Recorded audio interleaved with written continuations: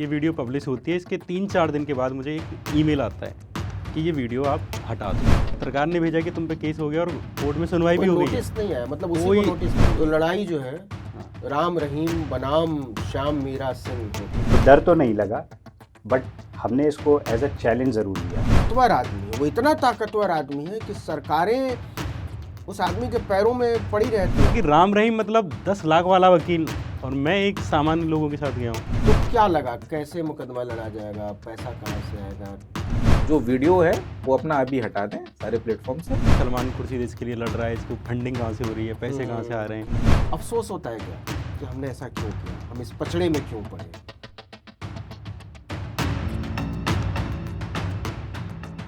नमस्कार, आदाब, सत श्री अकाल, जय भीम, जोहार। मेरा नाम है नवीन कुमार। मेरे हाथ में भारत का संविधान है और इस संविधान में कुछ चीजों की गारंटी दी गई है और वो भारत के हर एक नागरिक को दी गई गारंटी है।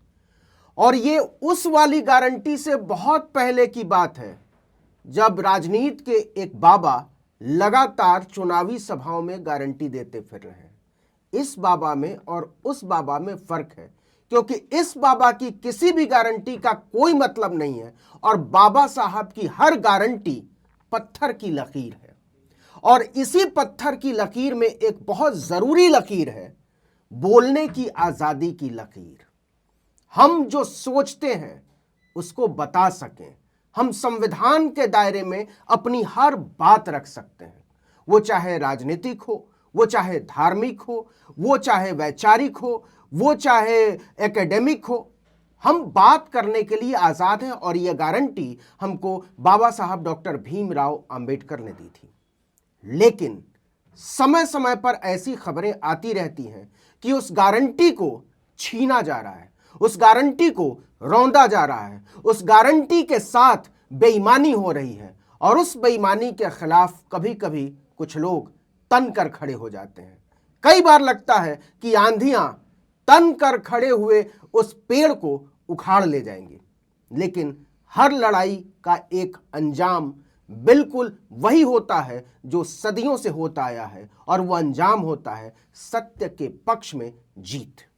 हमारे साथ श्याम मीरा सिंह हैं। आप सब लोग जानते होंगे श्याम मीरा को, बहुत युवा हैं, बहुत जुझारू हैं, बहुत संघर्षशील हैं। बहुत सारे मुद्दों पर इन्होंने वीडियो बनाए हैं। उनमें से एक वीडियो था राम रहीम के अपराधों का वीडियो, उनके कुकृत्यों का वीडियो। और वो सारा वीडियो जो है वो तथ्यों पर आधारित था, वो अदालती कार्यवाहियों पर आधारित था, वो अखबारों में, रिसालों में, पत्रिकाओं में छपी हुई खबरों पर आधारित था। लेकिन राम रहीम अदालत में खींच लेते हैं श्याम मीरा को और ये लड़ाई इसके बाद केवल श्याम मीरा सिंह के नहीं रह जाती है। ये लड़ाई एक सामूहिक सोच की लड़ाई बन जाती है। ये लड़ाई बन जाती है उन तमाम लोगों की जो आज़ादी चाहते हैं बोलने की, और श्याम मीरा के पक्ष में खड़े होते हैं दो ऐसे जुझारू, होनहार और इससे ज़्यादा सामाजिक न्याय के पक्ष में खड़े वो लोग जो चाहते हैं कि किसी भी तरीके से इस किताब में मिली हुई आज़ादी की लूट नहीं होनी चाहिए। वो दो लोग भी हमारे साथ हैं। मयंक यादव, जिन्होंने श्याम का मुकदमा लड़ा दिल्ली हाई कोर्ट में, और श्रेय यादव, दोनों वकील हैं। श्याम मीरा पत्रकार हैं, इनका अपना यूट्यूब चैनल है, कंटेंट बनाते हैं। तो आप तीनों का बहुत बहुत स्वागत है आर्टिकल 19 के स्टूडियो में। रात के 9 से ज़्यादा हो रहे हैं जब हम इस इंटरव्यू को रिकॉर्ड कर रहे हैं, और श्याम ने धोखा दिया क्योंकि श्याम को जब मैंने कहा था कि बता कर आना और श्याम बता कर नहीं आए। तो खैर कोई बात नहीं, अच्छी चीज़ें देर से भी हों और हो जाएं तो अच्छी लगती हैं। तो सबसे पहले तो श्याम, बदनाम होने की वजह क्या है? कहते तो हैं कि बदनाम हुए तो क्या नाम न होगा, लेकिन ऐसी बदनामी की एक दूसरा बदनाम आदमी जो है वो अदालत तक खींच ले जाए, ये बड़ा अजीब नहीं है? बिल्कुल। जब अदालत के लिए इन्होंने मामला क्या था? मामला ये था कि मैंने दिसंबर के लास्ट में करीब शायद 17 तारीख को एक वीडियो बनाई। ठीक है। और वो वीडियो कोर्ट के जो जजमेंट्स थे 3 केसेज में, वो 3 केस थे राम रहीम पर। एक तो 2 साध्वियों के रेप का, एक पत्रकार की हत्या का, जिसने उन साध्वियों से रिलेटेड एक पत्र था जो उन्होंने छापा था, पत्रकार छत्रपति जो सिरसा के रहने वाले थे। एक रंजीत सिंह, तो रंजीत सिंह डेरा के ही एक फॉलोअर थे जिनको हत्या कर दी गई जिनकी। तो इन 4 लोगों से रिलेटेड केस की जो जजमेंट्स थे, 3 जजमेंट थे सीबीआई कोर्ट के, उनको लेके मैंने एक वीडियो बनाई। ठीक है। उससे ही रिलेटेड एक बुक थी जो पत्रकार अनुराग त्रिपाठी की है, पेंगुइन पे छपी। ठीक है। और जो 2018 से अवेलेबल थी। ठीक है। आज तक उस पर कोई केस नहीं हुआ। उस किताब पे और ये जो जजमेंट्स थे और कुछ समाचार जो थे उपलब्ध, उन पे मैंने एक वीडियो बनाई। तो लेकिन जैसे ही ये वीडियो पब्लिश होती है, इसके 3-4 दिन के बाद मुझे एक ईमेल आता है कि ये वीडियो आप हटा दो, ये वीडियो आप डिलीट कर दो। कौन करता है ये ईमेल? ये ईमेल उनकी तरफ से आता है, राम रहीम की तरफ से, उनके वकीलों की तरफ से, चैम्बर है। और वो बताते हैं कि राम रहीम की तरफ उनको हम रिप्रेजेंट कर रहे हैं। हाँ, प्रॉपर उनकी तरफ से ये था कि ये राम रहीम की तरफ से हम वकील हैं और उनका चैम्बर था प्रॉपर कि आप ये वीडियो है डेरोगेटरी है, ये बाबा को बदनाम करती है।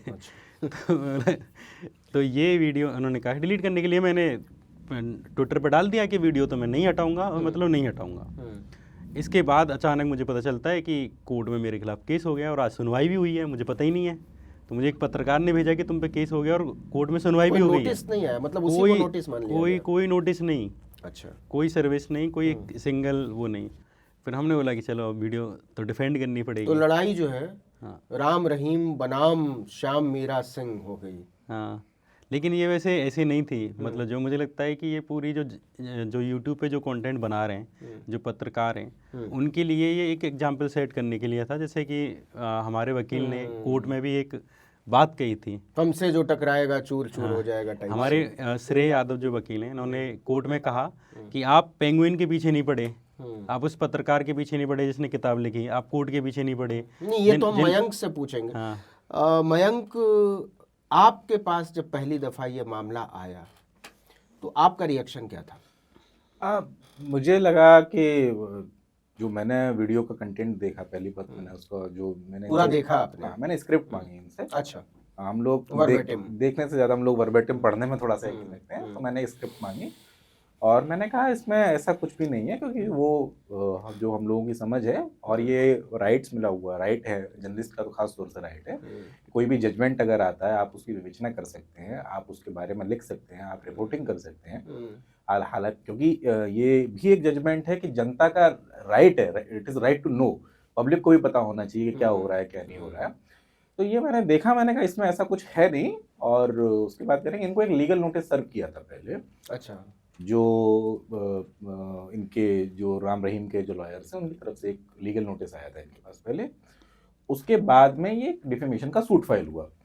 उसमें इनकी मांग ये थी दूसरे पक्ष की कि जो वीडियो है उसको हटा दिया जाए जब तक कि वो मैटर डिसाइड होगा। और मैटर डिसाइड होने में आप समझते हैं कि 5 साल लगे या 10 साल लगे, कुछ पता नहीं है, या कम भी लग सकता है, ज़्यादा भी लग सकता है, मतलब कोई टाइम का कुछ पता नहीं है, तो उसका कोई रेलेवेंस बचेगा नहीं। और हम लोगों ने इस चीज़ को वेमिनेंटली अपोज किया कि इस तरह से आप अगर करेंगे। जो हमारा एक तर्क था कि इन्होंने जो वीडियो बनाया था उस वीडियो में इन्होंने सोर्सेस लिए हुए हैं, जैसे ट्रायल कोर्ट के 3 जजमेंट्स हैं जिसमें राम रहीम को कन्विक्ट किया गया है 2 साध्वियों के रेप के लिए और 2 लोगों के मर्डर के लिए। अलग अलग 3 जजमेंट्स हैं उसमें किया है। और इन्होंने जो जो घटनाएं लिखी हैं, अगर वो जजमेंट आप पढ़ेंगे, क्या साध्वियों के क्या स्टेटमेंट्स हैं, किस तरह से, चाहे वो पत्रकार का पत्र छापने वाली बात है या किस शक में किसी की हत्या कर दी जाती है, तो उसमें तो बहुत विस्तार से लिखा हुआ है। उसमें गुफा के बारे में है या जो भी क्रियाकलाप होते थे। और इन्होंने लगभग आप कई इनके सेंटेंसेस जो इन्होंने बोले थे उसमें वीडियो में वर्बेटिम थे और इन्होंने कोट करके बोला है। एक जर्नलिस्ट की ड्यूटी आप क्या समझते हैं? मतलब एक जर्नलिस्ट है, हमारा तर्क ये भी था कि भाई एक जर्नलिस्ट है, वो अगर सोर्स कोट कर रहा है, ठीक है, सोर्स कोट कर रहा है, वो बता रहा है कि मैंने यहाँ से चीज़ ली है, फला जगह से ली है, वो करेगा। और वो पब्लिक डोमेन में है, पब्लिक डोमेन में है, और पब्लिक डोमेन में है 5 साल से वो पब्लिक डोमेन में है। अगर 5 साल से कोई भी चीज़ चैलेंज नहीं हुई है तो एक प्रिजम्पशन यही है ना कि ये जो इसमें लिखा हुआ है वो सब सही है। और उन्होंने अपनी इस पर कोई ओपिनियन इस तरह की नहीं दी है उस वीडियो में उन्होंने कोर्ट करके बताया कि फला किताब में ये बात लिखी हुई है और ये इसको कह रहे हैं। तो हमारा कोर्ट में यही तर्क था कि जो दूसरे पक्ष था उनका तर्क ये था कि अनचैलेंज्ड एलिजिडली डिफेमेटरी कंटेंट है, जो चैलेंज नहीं किया गया है उसको भी अगर आप कोट कर रहे हैं तो वो डिफेमेशन है। तो हमारा तर्क ये था कि जो चैलेंज किया ही नहीं गया है, जो डिफेमेटरी कंटेंट नहीं है, जो पहला जो प्राइम सोर्स है वही डिफेमेटरी अगर अभी तक साबित नहीं हुआ है तो उसका रिपब्लिकेशन कैसे डिफेमेटरी हो सकता है? आपको इतिहास में रिपोर्ट करना है तो आप 20 साल पुरानी कोई किताब या कोई घटना है उसके आप सोर्सेस आप देखेंगे, इसने फलानी उन्होंने क्या लिखा है, या मान लीजिए 84 पे लिख रहा है तो बीबीसी के एडिटर थे उन्होंने क्या लिखी है बुक, उनकी क्या है, फला फला जो भी घटना है आप दोबारा 90 में या 84 में जाके तो वहाँ पे आप नहीं कर सकते हैं, एक एक फैक्ट नहीं चेक कर सकते हैं। आपको इजराइल के बारे में पता करना है तो वहाँ के आप अखबार छप रहे होंगे, उनमें देखिए अमेरिका में क्या हो रहा है तो आप वाशिंगटन पोस्ट पढ़ेंगे, न्यूयॉर्क टाइम्स पढ़ेंगे, आप बताएंगे ये फलानी फलानी रिपोर्ट ये कहती है, उसी के आधार पर आप राय बनाएंगे। आपसे नहीं कह सकते ना कि आप एरिजोना जाइए, आप वाशिंगटन डीसी जाइए, ये संभव नहीं है ना किसी के लिए। तो पत्रकारिता करना अगर इतने स्ट्रिक्ट स्टैंडर्ड अगर लगा दी जाएंगे तो आप पत्रकारिता कर ही नहीं पाएंगे, लगभग असंभव है। और इस केस में बहुत रोचक बात यह भी थी कि अगर ये वीडियो मान लीजिए कि स्टे कर दिया जाता पूरी तरह से, इसमें क्या हुआ है वो श्रेय बताएंगे अभी मेरे बाद में, जो इस कोर्ट की कार्रवाई क्या होगी। अगर ये जिस तरह की मांग इन्होंने की अगर इनकी मांग मान ली जाती है तो ये अपने आप में एक नज़ीर बन जाता, जो कि हमारे यहाँ कोर्ट ऑफ रिकॉर्ड होता है, प्रेसिडेंट की तरह से काम करते हैं जजमेंट्स। और दिल्ली में अगर वो होता कोई मामला, आमतौर पर सारे पत्रकार दिल्ली से ही हैं जो बड़े पत्रकार हैं या संस्थान हैं, तो उनके लिए तो ये रुक जाता, और बाहर भी जैसे मुंबई या गुजरात या कहीं भी है तो वहाँ भी ये फैसला एक परसुएसिव अथॉरिटी की एक वैल्यू रखता, तो उनके लिए गैग ऑर्डर टाइप में काम करता है। आप बताइए करके आप कैसे बताएंगे, हर सोर्स हर चीज आप जाइए ग्राउंड पे पहले उसको चेक करके आइए। यार आपने एक सोर्स चेक कर लिया, 2 सोर्स चेक कर लिया, खत्म होती है बात। श्री, जब आपके सामने श्याम मीरा आए और जब मयंक के साथ आपकी चर्चा हुई तो आपको लगा कि आप जिससे लड़ रहे हैं वो हर तरह से बहुत ताकतवर आदमी है, वो इतना ताकतवर आदमी है कि सरकारें उस आदमी के पैरों में पड़ी रहती हैं, जिस पर मतलब इंसानियत शर्मिंदा है उस पर सरकारें उसके पैरों में पड़ी रहती हैं। तो आपको ऐसा लगा क्या कि एक मुश्किल मुकदमा है और बहुत ताकतवर लोगों से अनजाने में ये भिड़ंत हो गई है? अगर मैं आपको सही मायने में बताऊं तो मयंक ने जब मुझे पहली बार इस केस के बारे में बताया तो बड़ी एक्साइटमेंट हुई, क्योंकि एज लॉयर्स आप अपने करियर में ज़रूर चाहते हैं कि एक डेविड वर्सेस गोलियत तो होना ही चाहिए, ठीक है। तो हमारा सबसे पहले यही था कि मयंक जो भी हो, इर्रिस्पेक्टिव जो भी निकले करना तो है, तो डर तो नहीं लगा, बट हमने इसको एज अ चैलेंज ज़रूर लिया, क्योंकि हमें पता था कि समय कम है। जैसा आपने सही बोला, एक बहुत बड़ी अथॉरिटी के साथ हम लोग भिड़ने जा रहे थे, तो हमें ये पता था मेहनत बहुत लगेगी, जो कि हमने करी, रिसर्चेस करी, एक बहुत कम टाइम फ्रेम में हमने अपनी आर्ग्यूमेंट्स ड्राफ्ट करी। अब क्योंकि श्याम एकदम हमारे पास आए थे, ये भी हो रहा था कि एक साइड में हमारी वीडियो कॉन्फ्रेंसिंग से हियरिंग भी चल रही है और दूसरी तरफ दूसरे लैपटॉप से हमारी ड्राफ्टिंग भी चल रही है, तो बहुत कम समय में हमने इसे तैयार किया। बहुत अच्छा इसका एक्सपीरियंस रहा हमारे लिए, हम दोनों के लिए एक बहुत ही चैलेंजिंग जर्नी थी। अभी ख़त्म तो नहीं हुई है, अभी तक तो हम इंटरिम तक ही पहुँचे हैं, बट मुझे लगता है कि ये इसका जो आदेश होगा वो भी हमारे फेवर में ही होगा। क्या बात है श्याम, मतलब तुम मयंक के पास गए, श्रेय के पास गए, या दोनों के पास एक साथ गए, लेकिन इसके पहले जब इस तरीके का पता चला कि एक हियरिंग हो गई है और एक नोटिस आ गया है मेल में, तो क्या लगा, कैसे मुकदमा लड़ा जाएगा, पैसा कहाँ से आएगा, कौन कितनी फीस चार्ज करेगा, क्या दिमाग में क्या चल रहा था? 2 चीज़ें मुझे याद आ रही थी, क्योंकि ये बड़ी मतलब एक मुवक्किल के लिए ना पहली लड़ाई वो वहीं हार जाता है। 2 चीज़ मुझे याद आ रही थी और मैं इनको बोल भी रहा था। एक फ्रांस में एक ड्रेफस अफेयर्स नाम का एक बहुत बड़ा ट्रायल हुआ, तो उसमें एक यहूदी अधिकारी था सेना में, और फ्रांस में ज़्यादातर ईसाई सेना थी, तो यहूदियों के खिलाफ एक तरह का पूर्वाग्रह ज़्यादातर था। तो उस यहूदी लीडर पे, सेना के अधिकारी पे ये केस लगाया जाता है कि उसने जासूसी की है, लेकिन जासूसी करी किसी और ने थी, उसने कोई अपराध नहीं किया था, और सालों उस पर ट्रायल चलता है और सालों वो जेल में बंद रहता है। फिर बाद में अचानक से वो केस कैसे भी खुलता है दोबारा से और उसकी बेगुनाही साबित होती है ना।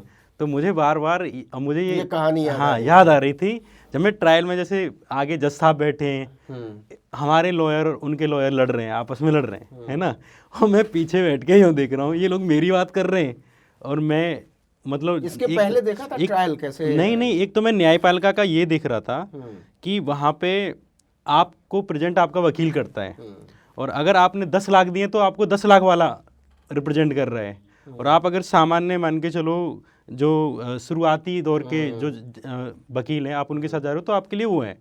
तो वहाँ मैं ये देख रहा था कि राम रहीम मतलब 10 लाख वाला वकील, और मैं एक सामान्य लोगों के साथ गया हूँ, तो मैं देखता कि भाई न्याय की व्यवस्था हाँ, में भी जो है कितना क्लास। मैं ये कह रहा कि मैं राम रहीम पे सजा हुई है, कन्विक्ट हुआ है, मैं इसके खिलाफ बाहर बोल सकता हूँ, वीडियो में बोल सकता हूँ, पर मैं कोर्ट में कैसे लड़ूँ इस आदमी से?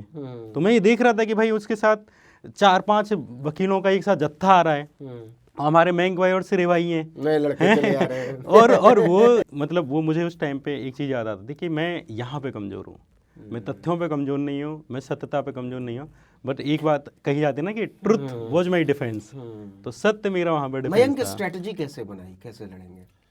स्ट्रेटजी सर हम लोगों का एक बड़ा एक बुनियादी ये था, हमने कहा पहले तो जो सोर्सेस हैं उससे पहले मैं खुद सारे देखूंगा क्या क्या चीज़ें हैं, और इस केस में ये था कि आप कागज से, कोई भी केस है कोर्ट का केस, जितना आप कागज से मजबूत हैं उतना आपको। उनकी तरफ से कौन था? उनकी तरफ से दिल्ली हाईकोर्ट बार एसोसिएशन के जो प्रेसिडेंट हैं और सीनियर एडवोकेट मोहित माथुर साहब थे, और उनके साथ में और भी वकील थे, उनके सबके नाम मुझे याद नहीं, लेकिन थे 4-5 लोग, तो ठीक थे। और हम लोग अभी तो डर नहीं लगा कि मोहित माथुर खड़े हैं? नहीं, डर नहीं, वकालत कर रहे हैं कोर्ट में, इन दी एंड वो भी ऑफिसर ऑफ कोर्ट है और हम भी ऑफिसर ऑफ कोर्ट है, उनका काम भी असिस्ट करना है, हमारा काम भी असिस्ट करना है, उनके पास अनुभव है, कुछ दिनों बाद हमारे पास भी होगा, हो जाएगा।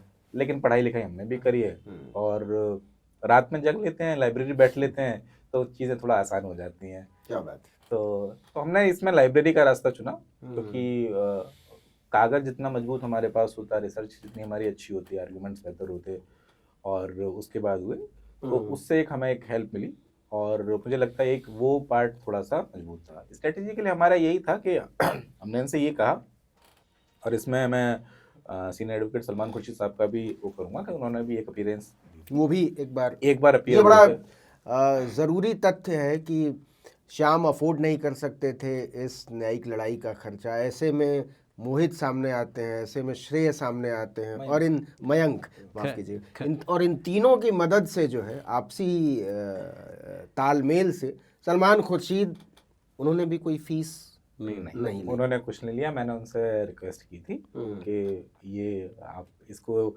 चूँकि मनोबल का मामला था और व्यक्तिगत तौर पर भी जानते थे, तो चाहता मैं खुद कर लेता पहले दिन ही, और श्याम ने कहा भी था कि आप नहीं भाई खुद करिए, क्या है कुछ है। मैंने कहा नहीं, अब अगर यही लग रहा है तुमको कि वकील बड़ा होना चाहिए, महंगी फीस वाला, अगर ऐसा कुछ, अगर यही एक पैमाना समझ में आता जनता की, तो हमने कहा हम भी करें। सलमान साहब चूँकि सीनियर एडवोकेट है, बड़े एडवोकेट है, उससे एक संबल मिला होगा। उनकी बात, उनके जैसे एडवोकेट का खड़ा होना, कोई भी सीनियर एडवोकेट हो आपके लिए, इन दी एंड कोई भी बार में उनका एक रिस्पेक्ट अलग है, और एक्सपीरियंस वगैरह में जो सीनियर एडवोकेट हैं उनमें, मतलब वो इसीलिए सीनियर हैं, ठीक है। तो उन्होंने कुछ हम लोगों को गाइडेंस दी, और इंटरेस्टिंग बात ये है, जो जिसमें ये फाइनली बहस हुई है, वो आर्ग्यूमेंट उन्हीं को करना था, लेकिन ये बड़ा इंटरेस्टिंग केस है कि आखिरी समय पर जब आर्गुमेंट होना था, जब बहस होनी थी, तब तय ये हुआ था कि सलमान खुर्शीद फाइनल आर्गुमेंट करेंगे, और दोनों लोग इस बात को लेकर बहुत खुश थे, श्याम भी खुश थे कि अब फाइनल आर्गुमेंट सलमान खुर्शीद साहब करेंगे तो सब कुछ ठीक ठाक होना चाहिए। एक बात बताओ श्याम, जब पता चला कि नहीं अब सलमान खुर्शीद तो नहीं आर्गुमेंट करेंगे, दिल धक से रह गया? बिल्कुल, मैं इसमें ना खर्चे वाली बात बताता हूँ कि जब मैंने ये जैसे वकीलों के खर्चे वाली बात आती है, तो लोगों ने डाला ना कि ट्विटर वगैरह पे, अरे सलमान खुर्शीद इसके लिए लड़ रहा है, इसकी फंडिंग कहाँ से हो रही है, पैसे कहाँ से आ रहे हैं, वकीलों का पैसा कहाँ से दे रहा है।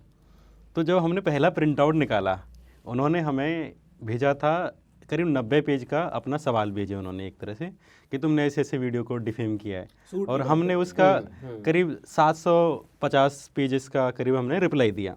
तो जब हम उनका प्रिंट आउट निकालने के लिए गए, और जब प्रिंट आउट वाले ने बोला कि 3000 रुपये हो गए, 4 कॉपी हमने निकाले उसकी 700 पेज की, तो मैं बोला भाई ये तो शुरुआत है, और एक वीडियो के लिए जिससे मैंने अभी कमाई मतलब कुछ ही हज़ार की होगी, जिसमें मेरे वीडियो एडिटर पे सारे पैसे चले गए, जिससे कोई कमाई नहीं हुई वीडियो से, उसमें मेरे 3000 तो पहले दिन प्रिंट आउट में निकल गए। प्रिंट आउट में निकल गया। नहीं, एक फैक्ट तो इसमें जो इनका रिप्लाई और हुआ उसकी कोर्ट फीस भी मैंने अपनी जेब से भरी है। तो मैं बोला कहाँ, जैसे हमारे बारे में कैसी बातें चलती है कि ये देशद्रोही है, इन पे कितना पैसा होगा, कहाँ से फंडिंग हो रही है, यहाँ मैं प्रिंट आउट के पैसे नहीं मतलब देख के घबरा रहा हूँ। फिर बाद में भी हमारे 6-7 हज़ार रुपये केवल प्रिंट आउट पे चले गए। तो देश में मैं यही कह रहा था कि हम वैसे ही लड़ लेंगे राम रहीम से, आप लड़ सकते हैं, पर कोर्ट में जब मैंने देखा कि यहाँ तो असमानता थी, मतलब वो जो वकीलों वाली चीज़ है कि वहाँ आप पैसे से ही लड़ोगे कोर्ट की लड़ाई। ऐसे में आपके सामने अगर श्रेय जैसे लोग हों, अगर मयंक जैसे लोग हों, तो एक मुवक्किल के तौर पर आपकी हिम्मत वैसे भी बढ़ जाती है, लेकिन ये भी एक कमाई है कि ऐसे लोग आपके साथ खड़े हों। और जैसा कि मयंक ने बताया कि कोर्ट फीस भी श्याम के लिए अपनी जेब से भरी, तो ये वाकई मेरे हिसाब से तो जिस दिन मेरे साथ अगर ऐसा होगा तो मैं तो पता नहीं। ये जो आप बात कर रहे हैं, ये लीगल सिस्टम की, हमारे सिस्टम की कुछ बुनियादी दिक्कतें हैं। जो डिस्पैरिटी है, लोगों के पास में एक्सेस टू जस्टिस वाली बात है, ये है। कोर्ट्स ने सिस्टम अपने डेवलप किए हैं, जैसे डीएलएसए के थ्रू वो वकालत वकील देते हैं, करते हैं, लेकिन उसमें भी अपनी अपनी उस पर बहसें हैं तमाम। लेकिन ये इसमें ये एक दिक्कत तो है और इस पर बहस होनी चाहिए और करेंगे। हम जैसे लोग भी आ रहे हैं, ठीक है, काम कर रहे हैं और लोग करते हैं, कई senior advocates pro bono cases करते हैं जिसमें कोई पैसा नहीं लेते हैं। अच्छा श्रेय, एक अजीब सा सवाल पूछ रहा हूँ जी। अजीब सा इसलिए कि मान लीजिए कि चलिए ये तो ठीक है, आप लोगों की सदाशयता थी कि आपने मुकदमा अंजाम तक पहुंचा दिया, लेकिन अगर श्याम को पैसे भरने पड़ते या ऐसे किसी आदमी को पैसे भरने पड़ते तो कितना खर्च हो सकता था? अब इसका मैं सही आंसर तो दूँ तो स्काई इज द लिमिट, क्योंकि जितना डेस्परेट क्लाइंट उतनी हाई फीस। सही बात तो ये है। लेकिन इसमें मैं आपको एक चीज़ ज़रूर बताना चाहूँ कि मोर देन एनीथिंग हमारे लिए, जैसा मयंक ने बोला, एक कन्विक्शन थी कि हमें freedom of speech and expression को डिफेंड करना है। और दूसरी चीज़, जब बहस चल रही थी तो एक जो बहस हमारी तरफ से एक जो दलील दी गई थी बहुत स्ट्रांगली, वो ये दी गई थी कि ये प्लेंटिफ थे राम रहीम, उन्होंने पेंगुइन को टारगेट नहीं किया, उन्होंने जर्नलिस्ट को टारगेट नहीं किया, जो ऑथर था उसे टारगेट नहीं किया, वो हिंदुस्तान टाइम्स के पीछे नहीं गए, इंडियन एक्सप्रेस के पीछे नहीं गए, वो अल जजीरा के पीछे नहीं गए। और हमने बोला आपने एक 28 साल के, वो अपनी समझ से सबसे कमजोर कड़ी ढूंढते हैं जिसका इम्पैक्ट ज्यादा बड़ा हो। हमने यही बोला कि that they want to make an example out of it, और उस चीज़ को डिफेंड करना हमारे लिए पैरामाउंट था। फीस से रिलेटेड एक मजेदार किस्सा है। जब शुरुआत में श्याम ने कहा कि मयंक भाई आप वो नोटिस का जवाब आप दीजिएगा, और ये मैंने कहा ठीक है मैं देखता हूँ, मैं कर दूँगा। मैं तब उस टाइम किसी और काम में बिजी था, तो श्याम ने मुझसे कहा नहीं आप कर दीजिए और इसमें आपको फीस लेनी पड़ेगी और ये वो। मैंने कहा नहीं छोड़ो, ये नहीं है, नहीं आपका भी प्रोफेशन है और ये है, मैं कुछ कोशिश करूँगा, आप कम करके देना। देखो मैंने कहा यार फीस मैं कम तो नहीं करूँगा, लूंगा तो पूरी दो नहीं पाओगे तो इसलिए मैं या तो फ्री करूंगा या फिर मुझे पूरे पैसे दो में से एक चीज चुन लो। तो श्याम ने सोचा कि दूसरा वाला रास्ता what a wonderful relief, blessing in disguise. नहीं श्याम, अब यहाँ पहुँचने के बाद, क्योंकि हम लोग आर्टिकल 19 इंडिया पर बैठे और आर्टिकल 19 जो कॉन्स्टिट्यूशन की धारा है उसको डिफेंड करने का ये क्लासिक केस बनने जा रहा है। निश्चित तौर पर एक ताकतवर आदमी के खिलाफ जब आप लड़ाई लड़ते हैं और कोई भी जजमेंट अगर हाई कोर्ट सुप्रीम कोर्ट में आपके पक्ष में आता है तो निश्चित तौर पर उससे बहुत सारे लोगों को ताकत मिलती है। जैसा कि मैंने शुरू में भी कहा था कि ये लड़ाई भले श्याम मीरा सिंह की थी, मयंक की थी, श्रेय की थी, लेकिन ये एक सामूहिक लड़ाई थी और इसकी जो ताकत है वो सामूहिकता, इस संघर्ष के साथ जो लोग खड़े हैं आर्टिकल 19 को बचाने में, उनको ताकत देगी। श्याम, अफसोस होता है क्या कि हमने ऐसा क्यों किया, हम इस पचड़े में क्यों पड़े, हमको नहीं पढ़ना चाहिए था, इसके बिना भी तो काम चल जाता। नहीं, मुझे तो पूरा पत्रकारिता की लगता है, मैं ऑनेस्टली बता रहा हूँ। मेरे ऐसा कोई बहुत बड़ा ऐसे ध्येय लेके या कोई मिशन लेके तो मैं नहीं आया घर से। मैं तो यूपीएससी की तैयारी के लिए आया था, तो गलती से मैं पत्रकारिता में फंस गया, वाकई में गलती से ही आया था। तो मैं कई बार सोचता हूँ यार कि यहाँ दिल्ली में भी मैं बाजरे की रोटी बनवाता हूँ, हैं, अमूल का दूध पीता हूँ। गांव में तो मैं पूरा असली बाजरे की रोटी और असली घी से और असली चटनी से खाता था। मतलब अंतर क्या पड़ रहा है इससे, यहाँ के बिना मम्मी पापा के रह रहा हूँ। तो मुझे लगता है कि ये मैं क्या कर रहा हूँ, क्यों बना रहा हूँ वीडियो, किसके लिए कर रहा हूँ, और कुछ नहीं होता। देश बहुत बड़ा है, इसमें ऐसी हज़ारों वीडियो डाल दी जाएंगी, तब भी ये जनता इतनी सोच की है कि इसे जगाने में ही हमारे 5-6 पीढ़ियाँ लग जाएंगी। तो मतलब जगाने से और ना जगाने से कोई फ़र्क नहीं पड़ रहा। मैं कर क्यों रहा हूँ, मुझे ये सवाल आज तक आता है, अभी इस मिनट भी आ रहा है कि ये कर क्यों रहा हूँ, क्यों हो रहा है टाइप का। मयंक, आपको भी लगता है कि जो लोग भी इस तरह की लड़ाई लड़ रहे हैं अंत में उसका कुछ होना नहीं है? बहुत नहीं, मैं इस चीज़ से बहुत ही स्ट्रांगली डिसएग्री करता हूँ। ये होपलेसनेस और ये है, ये बहुत ही मेरा इससे बहुत स्ट्रांग डिसएग्रीमेंट है। आपको लड़ाई लड़नी है, अभी हो सकता है समय आप जैसा सोचते हो, जैसा समझते हो खराब हो, आपसे बुरा समय भी लोगों ने देखा है इस देश में। लोगों ने बिल्किस बानो का केस हमारे बिल्किस सामने का देना है, है, 22 साल आज़ादी की लड़ाई लड़ी है लोगों ने, कितना बुरा समय था, बहुत लोग लड़ रहे हैं, हर आदमी अपने जीवन में परेशान है। उमर खालिद आज जैसे भी जेल में उमर पड़े जेल हैं। में है, तमाम है, खालिद सैफी जेल में है, या तमाम लोग जो भी हैं, इन सब का नाम छोड़ भी दीजिए, अगर हटा भी दीजिए, चलिए ये अभी का मामला है, पुरानी लड़ाइयाँ देख लीजिए। तो ये समय ऐसा नहीं है कि कभी भी ना, थोड़ा ठीक है इसमें, लेकिन ऐसा नहीं है कि होपलेस होना चाहिए। आपका काम है, उन्होंने, हमारे पुरखों ने काम किया था, उन्होंने लड़ाइयाँ लड़ी, उन्होंने लाठियाँ खाई, उन्होंने काम किया। तो एक एक्टिविस्ट के लिए, एक जर्नलिस्ट के लिए उनको काम करना चाहिए भाई। इस केस से तो आपको, मैं खुद अपना जो चीज़ बार बार सोच रहा था कि जिस जर्नलिस्ट ने वो पत्र छापा था, वो सोचिए उसकी हिम्मत क्या थी, उसकी हिम्मत क्या रही होगी। तो ये तो एक इंस्पिरेशन का मामला है कि अगर वो ये सोच रहे थे क्या है, आप इस इतने बड़े स्ट्रॉन्ग पर, उसके ऊपर लालच भी दिया होगा, तमाम चीज़ें नहीं होंगी, ठीक है ना। अगर वो उन चीज़ों से समझौते कर लेते, या जो भौतिक सुविधाएं हैं उनके लिए समझौते कर लेते, या सोचते क्या बदलने वाला है इससे, लेकिन बदला। उस एक चिट्ठी से कितना बड़ा काम हुआ, क्योंकि एक चिट्ठी से पूरा एम्पायर हिला दिया, जिससे आप बता रहे हैं कि इतना पावरफुल आदमी और इतनी अथॉरिटेटिव आदमी था, उस आदमी को मतलब आज रूल ऑफ लॉ के तहत ही जेल में है ना वो व्यक्ति, सजा हुई उसको।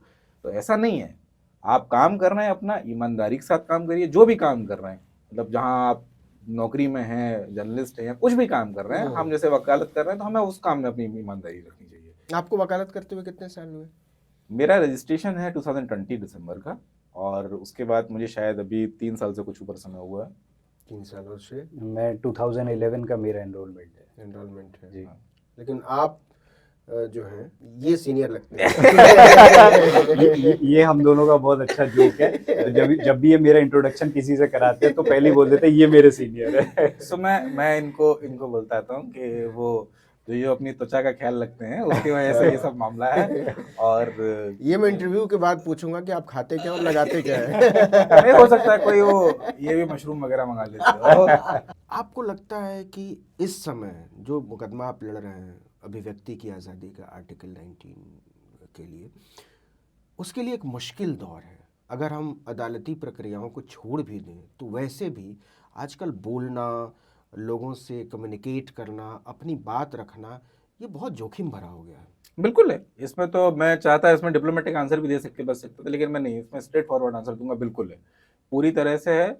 और जिसके पास में एम्पावर्ड लोग नहीं है या कोई बैकअप नहीं है, उसके लिए तो बहुत ही मुश्किल है। और विषय अलग हो जाएगा, लेकिन मैं फिर भी कह देता हूँ, जो नए क्रिमिनल लॉज आए हैं और जो जिस दिन वो इन्फोर्स किए हो जाएंगे, उसके बाद ये समय और खतरनाक होने वाला है। इस पर मैं किसी दिन हम लोग बैठ के और चर्चा कर सकते हैं, विषय अलग हो जाएगा आज के हिसाब से, लेकिन और ज़्यादा खतरनाक हो सकता है। आपके लिए लिखना बोलना कितना मुश्किल हो चुका है, और हाई कोर्ट सुप्रीम कोर्ट की लड़ाई कितने लोग लड़ सकते हैं, मैं फैक्चुअली जा नहीं सकते। सुप्रीम कोर्ट के अंदर दाखिल होना ही अपने आप में आप कितने लोग लड़ सकते हैं, किसके पास में है? दिल्ली का सर्कल तब भी एक लोग जुड़ जाते हैं, सोशल सर्कल, एक नेटवर्किंग है, ठीक है, कोई पत्रकार को जानता है, किसी वकील को जानता है, तो एक नेटवर्किंग बन जाती है, तब भी यहाँ थोड़ा आसान है। बाकी राज्यों में आप देख लीजिए, उत्तर प्रदेश में आप करके दिखाइए, ये काम आप उत्तर प्रदेश में करके दिखाइए, आप पे को FIR हो जाएगी, आप झेलते रहिए, रासू का लग जाए, कुछ लग जाए, तो पूरे मुल्क में ये हाल। अच्छा श्रेय, अभी तो ये इंटरिम रिलीफ है जी, और क्या क्या आने वाले दिनों में, मतलब कैसे कार्रवाई बढ़ेगी ये? अभी तो इसकी प्लीडिंग्स होंगी, प्लीडिंग्स के बाद फिर इसमें गवाहियाँ होंगी, तो अभी ये काफ़ी लंबा टाइम है, ये एक तरीके से आप समझ लीजिए ट्रायल की तरह चलेगा, काफ़ी समय लगेगा इसमें। लेकिन इसका जो सबसे इम्पोर्टेंट जो इम्पैक्ट था इस पर्टिकुलर केस का वो इंटरिम रिलीफ ही था, क्योंकि ऐसे मुकदमों में क्या होता है कि अगर थोड़ा समय जब गुजर जाता है तो यूजुअली ये ऐसे केसेस विड्रॉ हो जाते हैं, क्योंकि उस समय तक वो बात भी ठंडी हो जाती है और फिर पार्टीज भी इंटरेस्ट लूज कर जाती हैं। तो मेन जो था कि अगर एक इंटरिम रिलीफ मिल जाता तो ये समझ लीजिए श्याम का जो वीडियो था, जो कंटेंट था, वो चला जाता, फिर वो शायद कभी आता भी नहीं। एक इस पर मैं एक चीज़ ऐड कर दूं, कुछ लोग कुछ मिसलीडिंग हेडलाइंस मुझे तक पहुंचाई गई या देखा मैंने। इंटरिम रिलीफ में जो फैसला हुआ वो मैं एक बार बता दूं, प्लीज। वो बताना महत्वपूर्ण है। बेसिकली इसमें ये मांग की गई थी दूसरे पक्ष की तरफ से, राम रहीम की तरफ से, कि इन्होंने जो वीडियो डाला गया है उसको हटाया जाए। पिछली तारीख में जब सलमान साहब थे हमारे साथ में, तो ये तय हुआ कि जब तक ये उस दिन फाइनल आर्ग्यूमेंट नहीं हो पाए थे इंटरिम एप्लीकेशन पे, 8 तारीख को होने थे, तो उन्होंने कहा 8 तारीख तक इस वीडियो को प्राइवेट कर दिया जाएगा। मैं थोड़ा सा तथ्य बता देता हूँ उस पर, प्राइवेट कर दिया जाएगा। 8 तारीख को डिसाइड होगा, फिर पता चलेगा कि इस पर स्टे लगना है या नहीं लगेगा। 8 तारीख को सलमान साहब हाजिर नहीं हो पाए, मतलब अपीयर नहीं हो पाए, तो 10 को इसको ये फाइनल इसका आर्ग्यूमेंट होने जो हुए हैं, इसमें हम और श्रेय अपीयर हुए थे। वहाँ पे दूसरे पक्ष की जो मांग थी कि इनको डिलीट कर दिया जाए, उसको जज ने नहीं माना था, ऑनरेबल जस्टिस ने उस बात को नहीं माना, और उन्होंने कहा कि ये वीडियो में ऐसा जो बता रहे हैं वो ओरल जो ऑब्जर्वेशन में उनको बताया था, जो इन्होंने श्याम ने कहा है वो पूरा बुक साइट करके बता रहे हैं, बुक कोट करके बता रहे हैं और जजमेंट बता रहे हैं। आपका जवाब कितने पन्ने का था, ये बड़ा इंपॉर्टेंट है। इसमें एक लाइन और ऐड कर दूं, जजमेंट से बता रहे हैं, तो इनको जो वीडियो है वो अपना अभी हटा दें सारे प्लेटफॉर्म से, और वही वीडियो वो ये चाहें सिर्फ एक डिस्क्लेमर के साथ में कि ये फला जगह से लिया गया है, और इस डिस्क्लेमर के साथ में वही वीडियो चला सकते हैं। तो वो एक तरह से जो उनकी मांग थी उसको खारिज किया गया। तो जो मिसलीडिंग हेडलाइंस हैं उनके लिए ये मैं थोड़ा सा, मतलब श्याम के वीडियो से कुछ हटाना नहीं है, उसमें केवल एक डिस्क्लेमर लगाना है कि ये जो है अदालती फैसलों और किताब पर आधारित एक रिपोर्ट है। बहुत वॉल्यूमिनस रिप्लाई था, मैंने सुना। वो करीबन उसका टोटल अगर नंबर ऑफ पेजेस देखेंगे तो 750 पेजेस का था। वो शायद हमने 1 रात में या 2 रात में बनाया था, और उसमें उसी में थोड़ा सा पूरा जो भी था रिबटल जितना दे सकते थे किया गया। उसके बाद में कुछ और डॉक्यूमेंट्स है तो उनका रिबटल तैयार किया गया। तो ठीक है, था उसमें कई एनेक्शर्स भी थे, कई जजमेंट थे, इसलिए थोड़ा वॉल्यूमिनस हो गया। क्या बात है श्याम, अच्छा लग रहा है इस समय? हाँ, सुकून जैसा कुछ? जब कोर्ट में हमारे पक्ष में एक तरह से फैसला आया, उससे पहले मतलब कुछ लोगों के द्वारा ना वर्बली कोर्ट के पास या कोर्ट के बाहर ये कहा गया था कि ये कहता था कि वीडियो नहीं हटाऊंगा, मतलब नहीं हटाऊंगा और मर जाऊंगा, कट जाऊंगा टाइप का। और जब फैसला हमारे पक्ष में आया और जब हमने मतलब बहुत सारे लोगों के उदास चेहरे देखे, तो जब उस कोर्ट रूम में से जब निकल रहे थे तो उस टाइम पे जो फीलिंग आई है कि ये जो मुस्कुराहट आप देख रहे हैं, आत्मसम्मान के मतलब मैंने वकीलों का कोट नहीं पहना था, नहीं, लेकिन मेरा यूँ कर रहा था कि एकदम यूँ चला जाए। तो ये वाकई एक बड़ा मुकदमा है, मैं था तो नहीं कहूँगा, लेकिन जो रिलीफ है वो बहुत सारे लोगों के बोलने की आज़ादी के हक में है, जिसकी इस वक्त बहुत ज़रूरत है। जो लोग भी सच के पक्ष में हैं, जो लोग भी लोकतंत्र के पक्ष में हैं, जो लोग भी समता, न्याय और बंधुत्व के विचार के पक्ष में हैं, जो लोग भी चाहते हैं कि आदमी और आदमी के बीच कोई अंतर नहीं होना चाहिए, उन सब लोगों की ये सामूहिक जीत है। इसलिए मैंने तो बधाई दे दी है, आप भी चाहें तो कमेंट बॉक्स में नीचे बधाई दे सकते हैं मयंक को, श्रेय को, श्याम को। श्याम, हम सब की तरफ से और आर्टिकल 19 परिवार की तरफ से बहुत बहुत बधाई। मयंक आपको भी, श्रेय आपको भी। ये वाकई काबिल तारीफ़ है कि जिस दौर में आपने श्याम की मदद की है और जिस दौर में इस मुकदमे को अपने हाथ में लिया और फ्री ऑफ कॉस्ट लिया, इस पर जोर देना ज़रूरी है। वो वाकई आज की तारीख़ में बहुत दुर्लभ हो चला है और इसकी बहुत ज़रूरत है। लेकिन मुकदमा लड़ना उतना महत्वपूर्ण नहीं था जितना महत्वपूर्ण था इस मुकदमे को दिल से लड़ना। तो आपने इसको अपनी लड़ाई बनाया, इस पूरी लड़ाई को एक बड़ी लड़ाई में तब्दील किया। ये निश्चित तौर पर इससे हम सब लोगों को बहुत बहुत ताकत मिलेगी। तो आर्टिकल 19 के स्टूडियो में आने के लिए श्याम, मयंक, श्रेय, आप तीनों का बहुत बहुत शुक्रिया। थैंक यू सो मच नवीन भाई।